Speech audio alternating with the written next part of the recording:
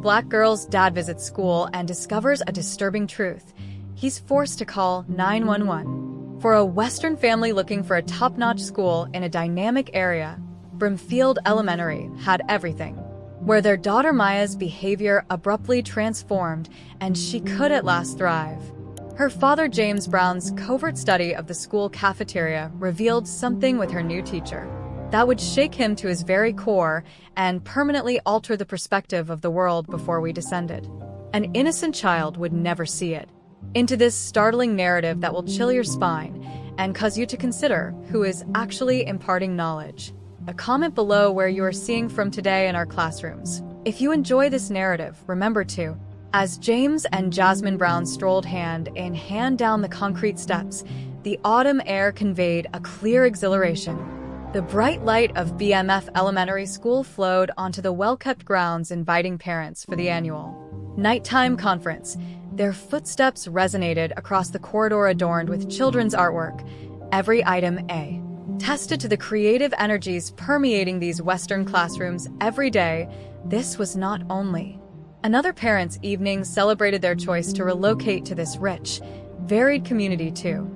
Years ago, in this progressive nook of the city, they felt they had at last discovered the ideal location to raise their daughter Maya. The familiar smells of chalk and tools for children's artwork floated around as Mrs. Thompson headed to Maya's present classroom. The pair moved into the little house. Maya's teacher greeted them with a real grin that touched her eyes. Mrs. Thompson's desk chairs seemed somewhat large, but entirely comfortable. Mr. and Mrs. Brown started sorting through her papers with clear excitement. I cannot adequately describe the happiness it has brought. Having Maya in my class this year, she took out a folder full of her colorful creations. Papers with neat handwriting and difficult arithmetic problems. Maya isn't only shining. Mrs. Thompson kept her voice warm and proud regularly.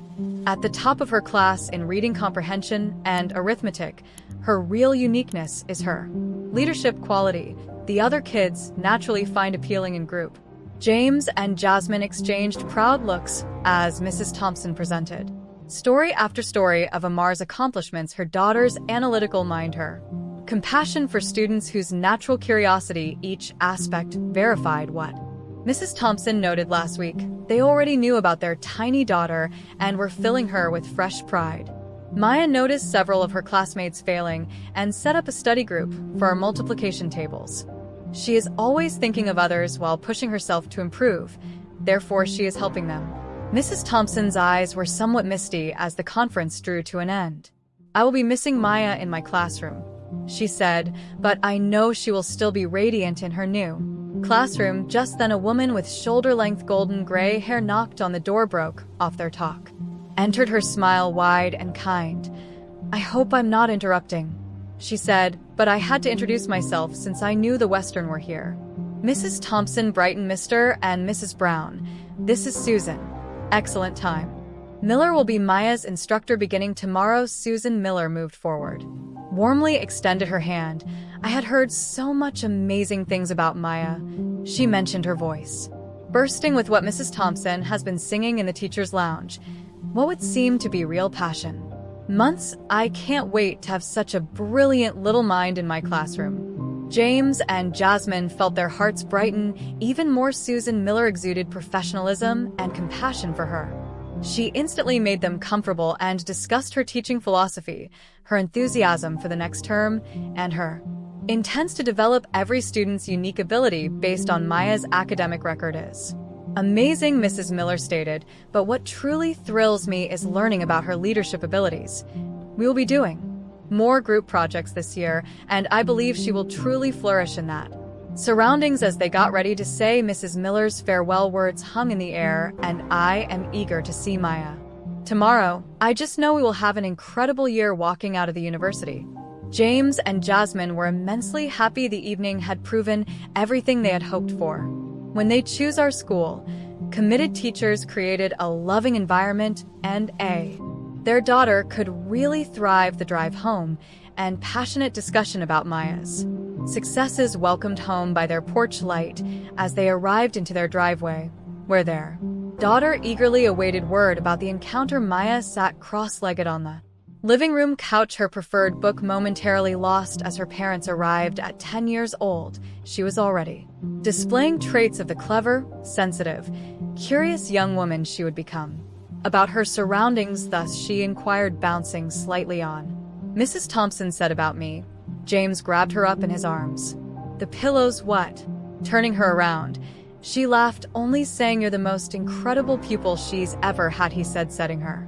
Dropping softly, Maya's eyelids opened with joy. "Truly," Jasmine confirmed, sliding her fingers through their daughter's braids. "And guess what we meet your new Mrs. Miller seems amazing," and the family relocated to Maya's. Maya showed them her most recent artwork and the book report she had created in the room they were in tonight. Her room was evidence of her personality, walls lined with volumes, a desk covered in science projects, and a portfolio of honors from several academic contests I'm eager to start in. Maya mentioned in Mrs. Miller's class tomorrow, sitting on her bed hugging her beloved pet elephant, Jenny told me. They are beginning a new book next week, expected to be quite interesting and conduct many fascinating scientific experiments. Nice, as James and Jasmine put their daughter into their bed. As evening drew near, after kissing her goodnight, hearts full with pride and optimism for her future, they retired to their separate rooms so they could at last talk about the evening in secret, remembering when we first moved. Here, Jasmine questioned how concerned we were about choosing the correct course of action before falling asleep. James nodded, his expression becoming grave for a minute. After what transpired at her last university, he trailed off, remembering the bullying episode that had set off their movement. The recollection of Maya returning home in tears, targeted due of her race, still made his blood boil. "But right now," Jasmine murmured, rapidly grasping for his hand, "she's thriving here. The school is all we dreamed for, varied, inviting, tough, and you saw how many." James agreed. His artwork on the walls represented other youngsters of color. "This place is different. Better still, we made the correct decision moving forward. Tension is easing here, even if it meant assuming a larger mortgage and longer trips to work. Seeing her so content and successful makes all the effort worthwhile." They discussed their daughter's future, regarding the chances that seemed to be presenting themselves, expressing their thanks for discovering our kind community. Neither of them could have dreamed that their sense of safety would soon be destroyed in the most terrible manner. Monday morning arrived with a kind of golden sunshine that appeared to promise wonderful things ahead. Maya was up early on, her school outfit pressed and flawless, her filled backpack by the entrance. She almost bounced through breakfast, hardly able to capture her enthusiasm about beginning in Mrs. Miller's class. "Did you remember to pack your assignment folder?" Jasmine questioned, despite she already knew the solution. Maya was nothing if not orderly. "Yeah, Mom," Maya said, patting her rucksack, "my study group math book, and the permission paperwork for the trip to the Science Museum following." James watched his daughter from over his coffee cup, and his heart grew with joy. She was so ready for this new challenge, so keen to learn and develop. It surprised him occasionally how much of she was of perfect blend, combining her mother's creative vision with his analytical mind. Jasmine soul, the familiar rumble of the approaching school bus gathered them all to the front door. Maya tightly hugged both of her parents, her rucksack already slung over her shoulders. "One final time, show them how bright you are," adjusting her collar, "and have a lovely first day, Princess," James added. Jasmine kissed her forehead quickly, then watched as Maya bolted. Her hair bounced down the driveway with every stride she took, and she immediately noticed her pal on the bus. Jenny was waving fervently through the glass to her parents as the bus left. James and Jasmine stood arm in arm, observing until it vanished around the corner. "Remember when we first moved here?" James asked, leading Jasmine back inside, regarding our anxiety concerning wanting to be really present. Jasmine nodded and settled onto their porch swing. She had missed work that day. On Maya's first day in her new class, her faith was so great that, after leaving our former area on a larger mortgage, "But look at us today," James responded. His voice exuded contentment in a secure community with decent schools where Maya could be herself, free from worried about. He trailed off, not wanting to review the terrible recollections of their old neighborhood, free from concern for the issues of growing up. Jasmine concluded for him and squeezed his hand, knowing the silent words they would both have to deal with. Their share of prejudice and discrimination in their life. Here in this development, I've diversified community. At last felt like they could breathe better. The mornings stretched out before them, tranquil and hopeful they spent. It is working on little house projects and discussing their dreams for Maya's future. Neither of them could have dreamed that in a few hours their world would be upside down and their faith in their selected. The afternoon sun's most terrible manner of shattering community would be long. Shadows spanned the western backyard as James ignited the grill he chose to prepare Maya's preferred grilled chicken with honey glaze to mark her first day at the new class. Jasmine lounged in a garden chair close by, working on her laptop, but mostly like the nice temperature and quiet surroundings. What time does the bus arrive? Usually arrive here, James questioned. Looking at his watch, Jasmine said, any minute now.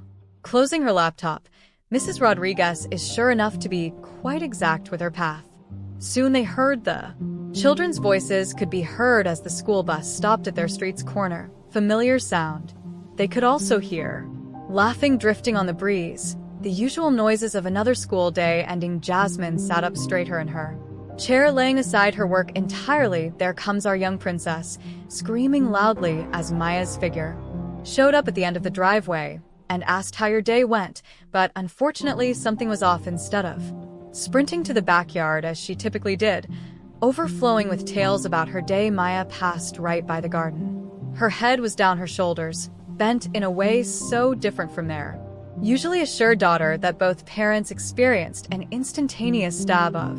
The sound of the front door shutting, followed by Maya's footsteps straight to her room, disturbed the silence. The hush that had enveloped James and Asani's garden. Concern seems unlike her at all. James mentioned earlier, going to switch off the. Maybe she's simply overwhelmed, Jasmine advised, but her voice carried. First days can be unclear, which can be taxing even for children who typically. Sure, they spent some time in the garden attempting to persuade themselves that this was typical behavior for a youngster learning a new environment. However, deep down they understood. Better still, their energetic, bright talking daughter Maya, usually eager to share every aspect of her daily life. James asked us whether we should follow up with her. Though his tone made it abundantly evident that he had already chosen to do so, Jasmine recommended Leighton a few minutes, gently touching his arm. Should something happen, she could require some time to process it. Initially, but as they waited in the garden attempting to carry on with their initial intentions while stealing concerned looks at parents, Maya's window made them more and more uncomfortable. Something had changed there. Daughter in Mrs. Miller's class on her first day, neither of them could get rid of the sensation that it was something major after what felt like an age, but was most likely only 15 minutes. Unable to wait anymore, James and Jasmine headed to Maya's. James softly knocked on the door. Maya, his steps weighted with worry. Princess, may we visit there? After a period of silence, a quiet okay, they arrived to discover Maya on her bed, facing away from the door, clutching her beloved toy elephant, something she hadn't done since she was much younger. The sight brought back painful memories. Their daughter only turned back to turn to her old toys when something was truly important. James pulled Maya's desk chair lever, and wrong. Jasmine sat gently on the edge of the bed, starting. Someone did something at Maya's school. Her shoulders stiffened clearly today. But she whispered into her, it was merely stressful. She turned around, nothing. What type of stress, princess? You can tell us. James leaned forward, his elbows on his knees. Maya twisted over at last to face them, and they could see tear tracks. She was typically the one who cried readily. On her cheeks, the sight made James's gut tighten. Consoling other children when they were distressed, Maya started, then stopped. I simply want to be alone for a little while, biting her lip. Jasmine massaged her daughters. You sure you don't want to talk about it sometimes? Maya looked to flinch slightly at the touch. While talking about what's upsetting us might help, Maya merely shook her head. Going away, once more, maybe later. James and Jasmine shared a worried look. This wasn't like their daughter at all. Maya had always been honest with them, sharing everything from playground conflicts to intellectual challenges. This silence, this unwillingness to share it was Entirely out of character, Sweetie, Jasmine said, at last getting up. What gives you some room, but we are here whenever you want to chat, or... Right as they walked out of the room, gently shutting the door behind James sensed a familiar not developing in his gut. Same sensation he experienced years ago when Maya was being harassed at her former school. Yet this was meant to be different. Brimfield Elementary in their secure, progressive area, this was meant to be better. In the corridor, Jasmine touched his arm. She most likely overreached. She muttered, trying to sound convincing. New instructor, new classmates, new expectations. It's a lot for a child to handling, but James couldn't get rid of his impression that something more sinister was involved. Witnessed in the expression of his daughter's eyes before was not that of a child battling typical school stress. It was rather the look of someone who had come across something they weren't ready for, something that had rocked their faith in. The dusk moved around them with an odd tension hanging in the air. James had completed cooking the chicken, but his former excitement over the festive dinner had tempered. Suddenly, Jasmine set the table in an attempt to keep a sense of routine despite their mounting worries to there. Just as they were about to greet her, Maya came out of her room and made her gaze fixated on her plate. She silently settled at the dinner table, none of her typical banter about wanting to assist in setting the table or presenting the food. James replied, attempting to keep his tone light. Are you feeling a bit better, princess? He handed her a piece of the usually her favorite. Maya nodded vaguely, but didn't have honey-glazed chicken. Explain. As they started eating, parents observed something odd about their daughter's behavior. She was eating with an intensity they had never seen before, practically as if she hadn't eaten all day. The chicken vanished from her plate at a startling speed. She saw it for seconds right away, then third. Oh, you must have built up quite an appetite today, James commented, attempting to put some humor into the matter. You're eating like your starved kiddo. But instead of grinning at her father's subdued mocking as she usually would, Maya would have continued to eat mechanically, her face expressionless as her fork slid from dish to mouth with almost robotic regularity. Her eyes never left her food. Jasmine tried to kindle discussion concerning her new CL classroom's desk arrangement, her new classmates, all the normal first day subjects that would typically have Maya chattering enthusiastically, but each query received one-word responses or vague. Did you have any enjoyable time with Mrs. Miller today, Mumbles? Jasmine tried once more at Mrs. Miller's name. Maya's fork clattered against her plate. For a fleeting instant, her calm split, and both parents glimpsed something in their daughter's eyes that seemed like fear. Eyes, but before either could say, she had gathered herself once more. I could be excused. Maya silently, her plate clear for the third time, and I'm rather. Of course. Lover. Jasmine answered, another apprehensive response. Look at James. Do you want me to come tuck you in? Thank you, Maya. Already answered already. She pushed back her chair. I could do it too. They watched as their daughter left her shoulders still bent, her regular bouncy step replaced by a slower, more reluctant gait. Turned to Jasmine as soon as James heard her bedroom door close. Something's awry. You saw how she responded when you brought up Mrs. First Day jitters. This isn't usual. Miller's name. Jasmine started to clear the plates, her motions showing her nervousness. Perhaps we are reading too much into this, she advised, but her voice lacked conviction. You know how Maya is. She puts so much pressure on herself to be perfect. Perhaps she is simply concerned about meeting Mrs. Miller's standards. After all the compliments Mrs. Thompson's no James received, his jaw shook. Set this. Did you see how she was eating, that she hadn't seen food all day, and that look in her eyes? Eyes he followed. Remembering the flicker of terror he had seen. What are you thinking? Jasmine questioned, laying down the plates and turned to face her husband. I'm wondering what occurred at her former school. James commented softly. How long? She told us about the bullying and tried to manage it alone until it became too much to bear. But this is BMFD, Jasmine objected. We decided on this school's neighborhood, especially since Mrs. Miller seemed so gentle at the conference. Sometimes individuals are not what they appear, James answered, his voice thick with prior experience, and sometimes the worst things happen in the places you least would have expected them to have spent the evening. Despite a tense conversation, their hushed voices helped to prevent upsetting Maya when they eventually went to see her before retiring themselves and saw her already asleep, still clutching her plush elephant. Her features worried. Even in slumber, that night James lay awake long. His thoughts kept revisiting every aspect of E. Veneing Maya's strange conduct once Jasmine had fallen asleep. Insatiable hunger, the terror in her eyes as Mrs. Miller's name mentioned. Something didn't match up, and the known protective instinct that had worked for him in the past was screaming at him to act. He considered their former neighborhood and the length of time it had taken. They came to understand what Maya was experiencing by the time they found the degree of the bullying his daughter had experienced silently for months. He had told himself then that, unlike that, he would never let her down when the first light of day started. James decided he could not wait back and let Maya tell them. He could crawl through their bedroom window. What was wrong? He had to find out for himself. He got up silently and headed.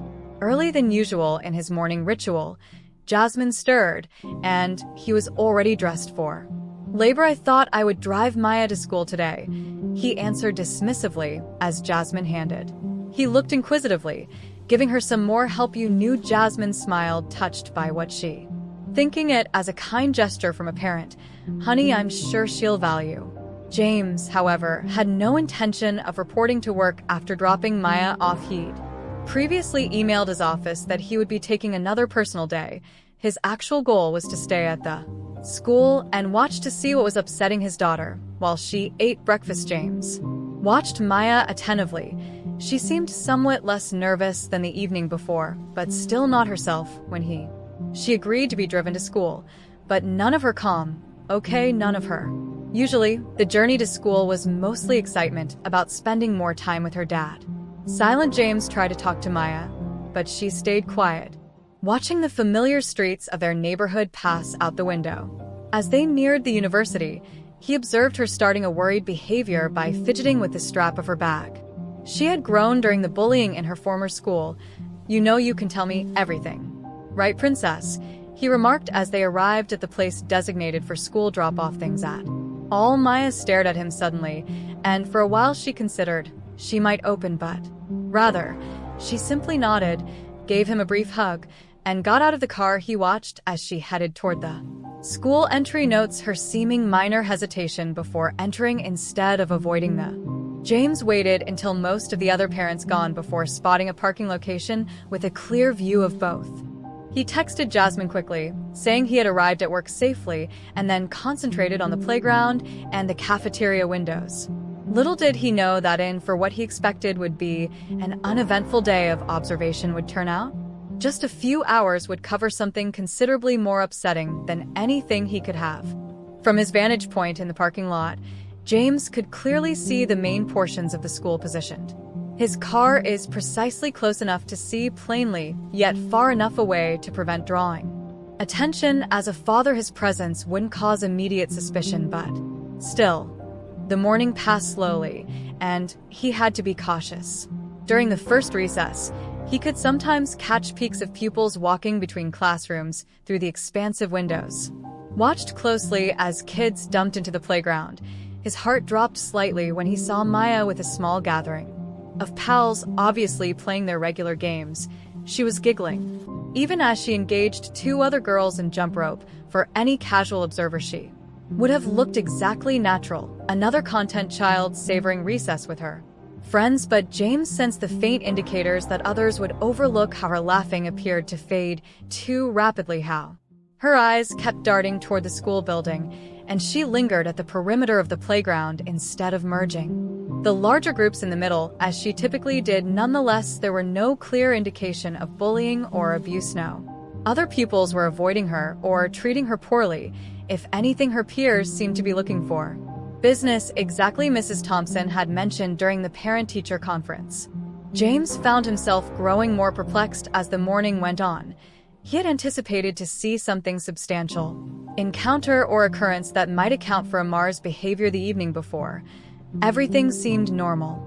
On the surface, too routine. Maybe he checked his phone, answering a few work emails to keep the illusion that he was in the workplace. Jasmine had texted asking how his day was going, and he felt a twinge of guilt as he said with a hazy "all good" here. He hated being dishonest with her, but he knew she would worry if she knew what he had done.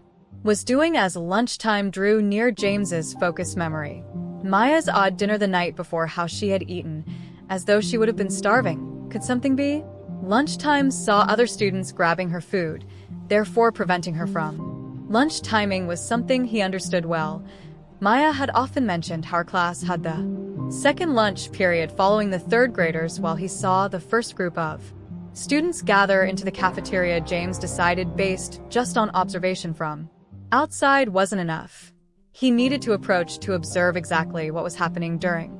He checked his watch at 11:45 a.m. lunch. Maya's lunch would start in 15. He inhaled deeply, then fixed his tie and headed toward the school from his automobile.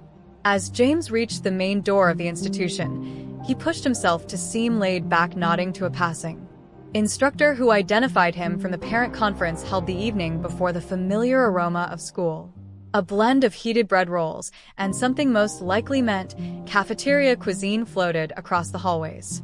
To be spaghetti sauce, he headed toward the cafeteria and felt his feet resonating in the first lunch hour was almost over, and he could hear the turmoil of the kids in almost empty hallways. He waited around the corner, not quite cleaning their trays and lining up to go back to class. Wanted to be noticed until Maya's class returned on the second lunch period, waiting. His mind flew through options. Maybe some children were pilfering her lunch money, or maybe she was under pressure to share her food, but none of these seemed to suit his knowledge of Brimfield Elementary, or with Amar's seeming interactions with her peers during recess. The sound of approaching children's shouts and shoes announced the entrance of the second lunch period. James observed as many classrooms filed into the cafeteria, at last seeing Maya's class among them. His daughter entered line with her classmates, yet her manner seemed strange compared to other kids chatting excited about lunch. Maya kept her head down, nearly attempting to make herself invisible, making sure to keep back far enough not to be instantly observed. James positioned himself where he could see the lunch queue. He saw as pupils passed through plates of food seemed normal at first, the typical range of elementary school lunch choices being presented to every pupil sounded reasonable. Maya then got to the front of the queue, and instead of getting the same, James's blood ran cold. Lunch, while her friends saw Mrs. Miller herself seemed to come from nowhere and move behind the serving counter. She gently spoke to the lunch crew, who seemed perplexed but moved aside with what seemed to be a smile. She missed that individually presented something visually appealing on Maya's plate. Nothing like the other kids were getting, just as strangely as she had disappeared once more, leaving the normal cafeteria crew to go back to work. James scowled, his discomfort developing. Why would a teacher suddenly show up simply to feed one particular pupil, and why his daughter unable to control herself anymore? James went from his new vantage point toward the cafeteria entrance point. He could see Maya seated by herself at a table close to the rear of the room. The sight of his usually outgoing daughter alone was enough, but what he found on her lunch plate made his stomach turn over. Music lurched there in the tray's middle, what looked to be a fried frog knot, and genuine frog's legs sped. A French fried potato is not a chicken nugget. Out hideous on the plastic tray. James sensed his hands start to shake. He watched his daughter sit there, head lowered, not touching the disgusting dinner, a mixture of wrath and amazement. Before her, other kids ate their regular lunches from bowls of spaghetti, salads, and sandwiches. The contrast was stark and purposeful. Unable to stand, James Stroh entered the cafeteria. Maya yelled out his voice by any length. His daughter's head sprang up at the sound of his quivering slightly under repressed rage voice. For a while she appeared frightened, not of him, but of being discovered in this predicament. Then, as awareness set, her expression crumpled. She sprang from her seat and went to him, putting her arms around his waist. James sensed her tiny body shaking in his shirt as he held her. Child requested, even though he already felt bad here. Mistrust. Maya's voice was hardly audible. She handed you this food. Muffled by his shirt, Mrs. Miller said, her voice caught, and she said, "This is what our species consumes."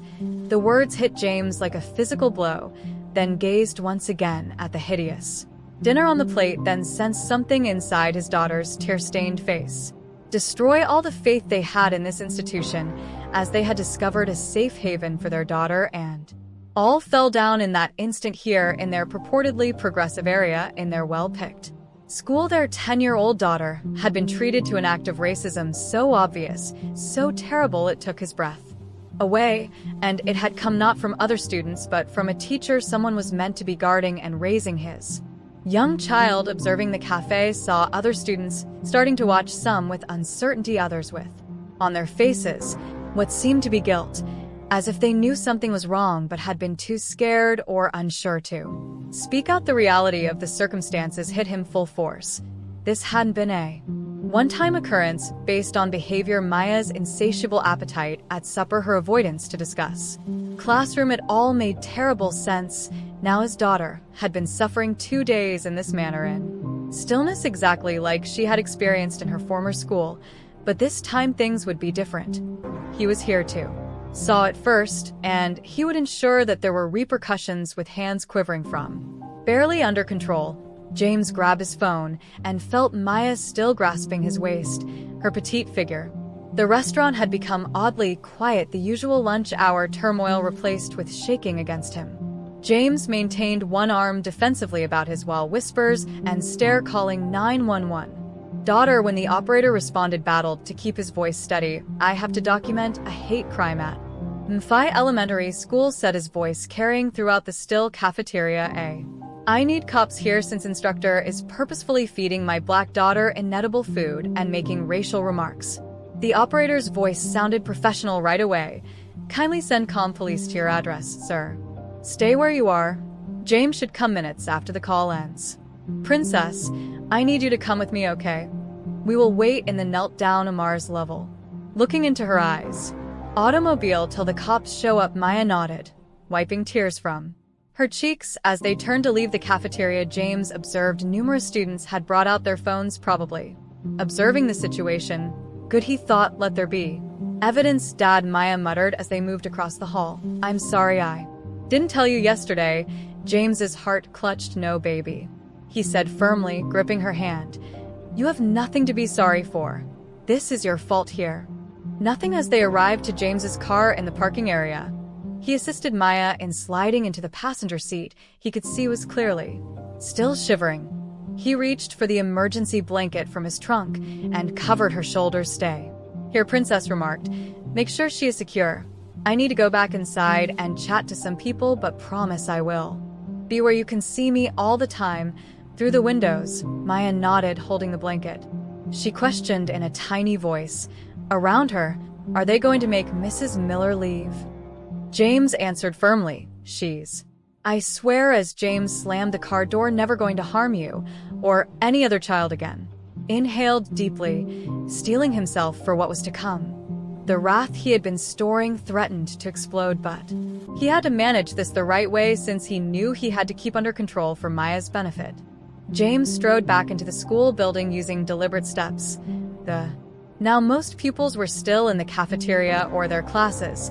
He made his way straight ahead from eerily calm hallways to the principal's office, where he discovered the secretary already on the phone, probably notified to the situation. I have to talk with Principal Roberts right now, James said, his voice strong but in control. I need someone to accompany me to Mrs. Miller's. The secretary, looking flustered, swiftly cut off Mr. Brown's phone. Principal Roberts is already on.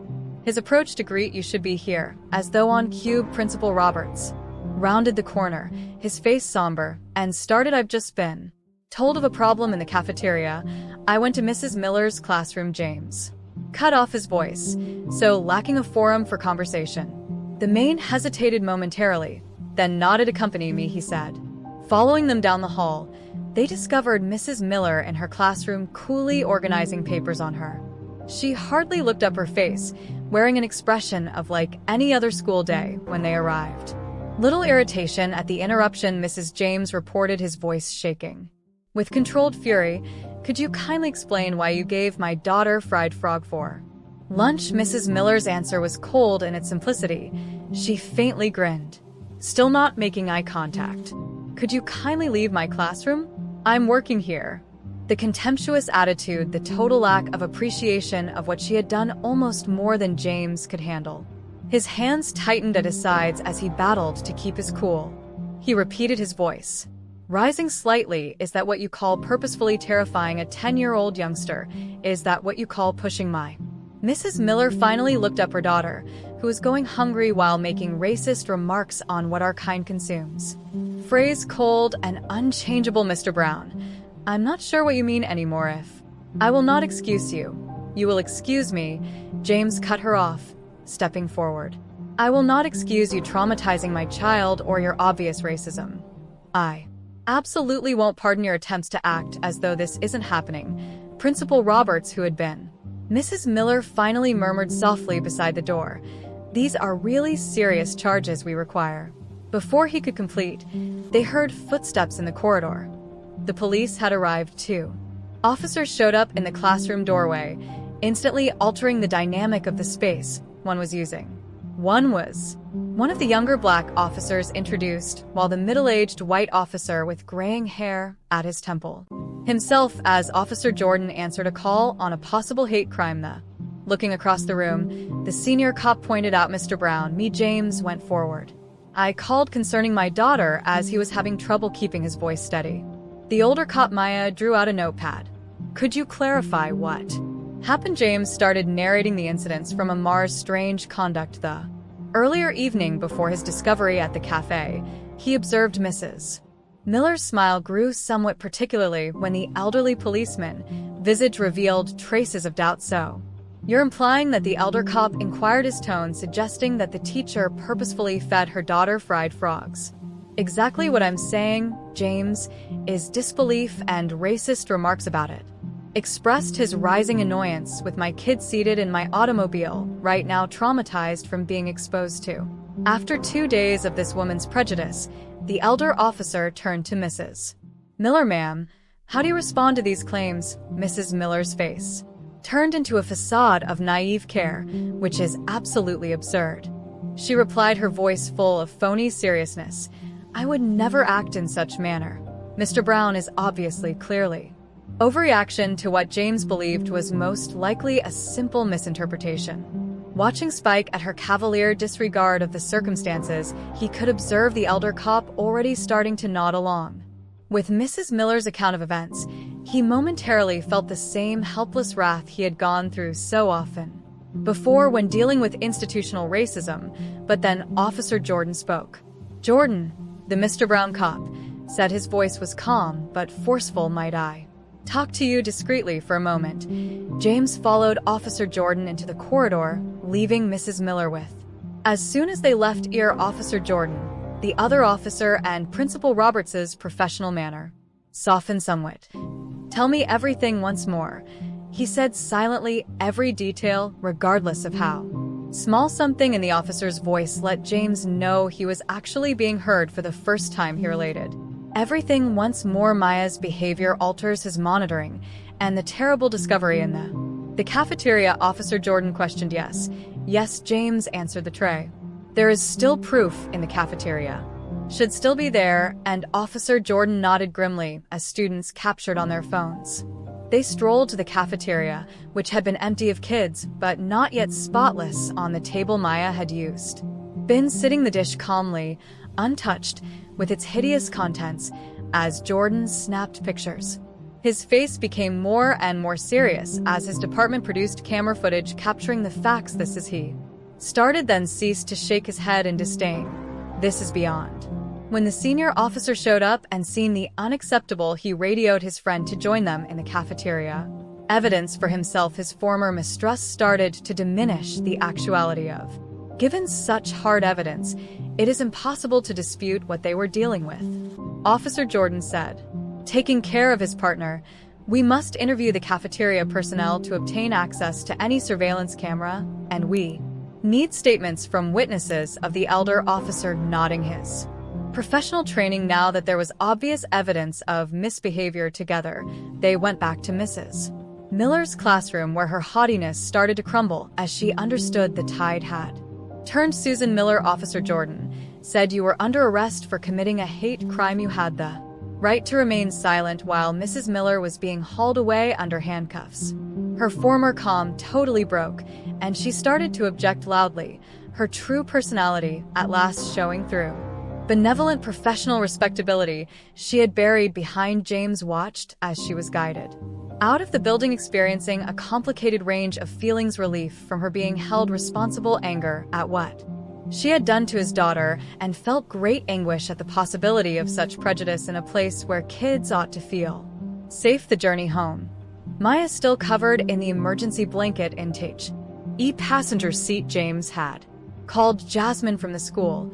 She was already waiting in the driveway when they got her worried expression and resentment. As soon as Maya spotted her mother, she fled into her arms at last, allowing out all the tears Jasmine had been holding back, gripped tightly. Looking once inside James, over their daughter's head, she sat in the living room asking questions. James clarified all his monitoring the discovery and Mrs. Miller's imprisonment revealed.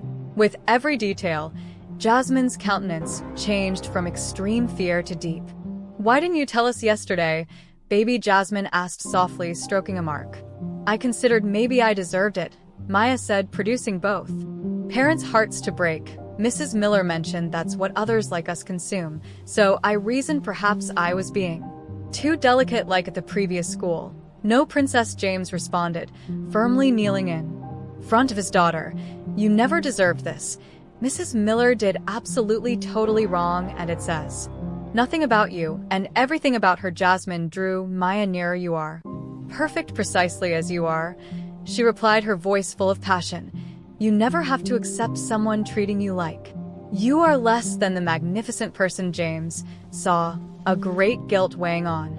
He remarked, "I'm sorry you had to go through this. We should have known sooner."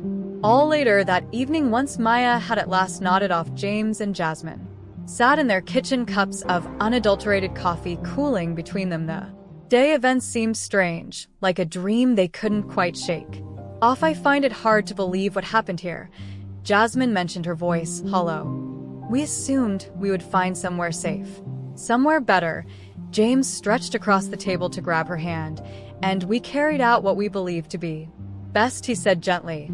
"That's just it. We couldn't have known." Jasmine answered, tears building in her eyes.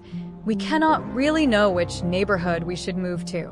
Top schools do everything correctly and still have to face reality that racism may flourish wherever." James completed, "even in areas claiming to be progressive." And as they sat silently for a minute, immersed in their thoughts, then Jasmine spoke once more.